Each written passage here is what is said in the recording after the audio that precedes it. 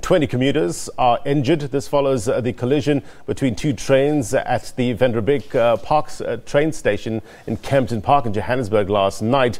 A Metrorail train collided with a faulty and stationary train. Both trains were traveling from Johannesburg Park Station in Pretoria.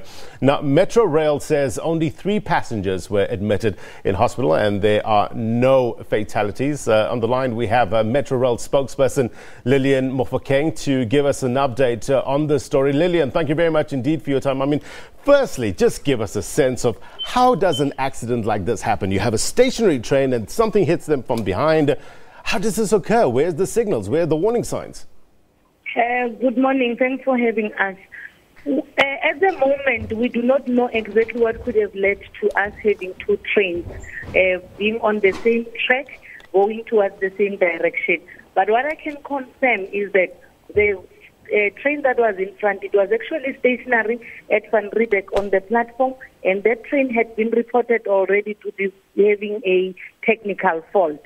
So the reason why the other train was admitted into the same area, which led to that train actually bumping the one that was stationary, is still to be investigated, and we are not ruling out any possible human error from our officials. Do you have any preliminary findings with regards to the collision? Not at the moment. The preliminary finding is that we at least have established that the first train was stationary because of a technical fault, and we just are busy currently this morning to establish the other facts in terms of the details of how that train was admitted into the same section. What's the possibilities here, Lillian, with regards to this accident?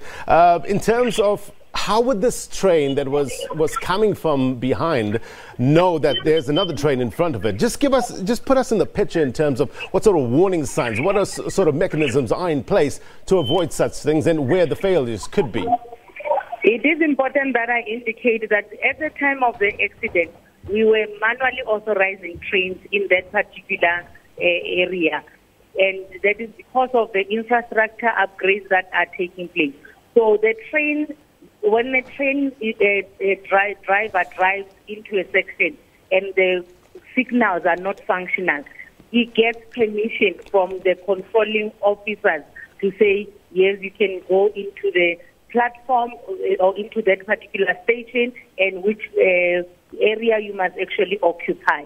So that is why we are saying that we are not ruling out a possibility of human error, that he was admitted into a section whereby there was already a report of a technical fault for that particular stationary train that was in front of him. Yeah, this manual authorization seems to be an issue, isn't it? Correct me if I'm wrong, that the last train... That is true. The last train collision was caused by a manual authorization or had some links to that?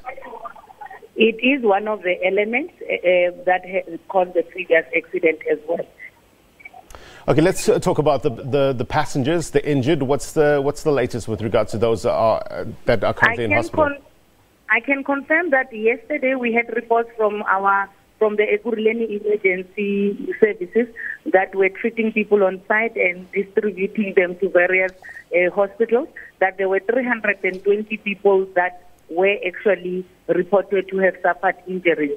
32 of those suffered serious injuries but were not critical. And this morning we got reports that it's only 3 people that are still admitted at hospital, which we are hoping and wishing for speedy recovery, and we are allowing medical officials to attend to them, and we will be visiting them later in the afternoon.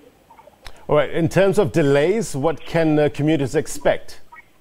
The line has not been affected as in terms of the collision, because we did not have any infrastructural damages to the infrastructure. So even last night, it's only 1 line that was closed, but the other 3 lines were operational. So commuters are not expected to be inconvenienced in any form, as we have already resumed our services by last night already. Okay, Lillian, we're going to give you some space to do your investigations. Do come back to us and tell us the actual cause, because I guess commuters are really concerned with regards to these incidents. Metrorail spokesperson Lillian Mofokeng, thank you very much indeed for your time and giving us some insight into what happened there last night. It's 9:37. Let's take a bit of a break. You watch